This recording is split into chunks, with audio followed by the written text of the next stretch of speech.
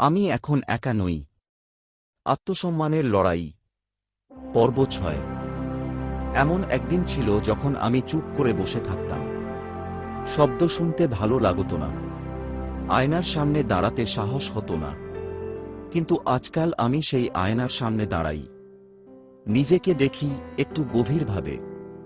আগে ভাবতাম আমি ভেঙে গেছি, এখন বুঝি আমি গেছি নিজের ভেতরে একটু সময় কাটাতে।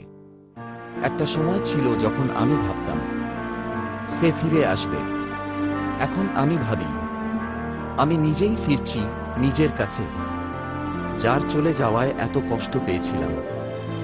আজ তার অনুপস্থিতি আমাকে শিখিয়েছে কিভাবে একা থাকা যায় আর কেমন করে নিজের মতো করে বাঁচতে হয়। আমি এখন আর কোনো সিদ্ধান্তে ভয় পাই না। যে মানুষ কোর্টের বারান্দায় দাঁড়িয়ে নিজের সন্তানের জন্য লড়াই করতে পারে, সে মানুষ আর ভাঙে না। আমি এখন বই পড়ি, নীরব দুপুরে নিজের বাবার পাশে চুপ করে বসে থাকি, পুরনো চিঠিগুলো পড়ি, আর ধীরে ধীরে একটা নতুন আমি তৈরি হয়। ভালোবাসা কি হারিয়েছে?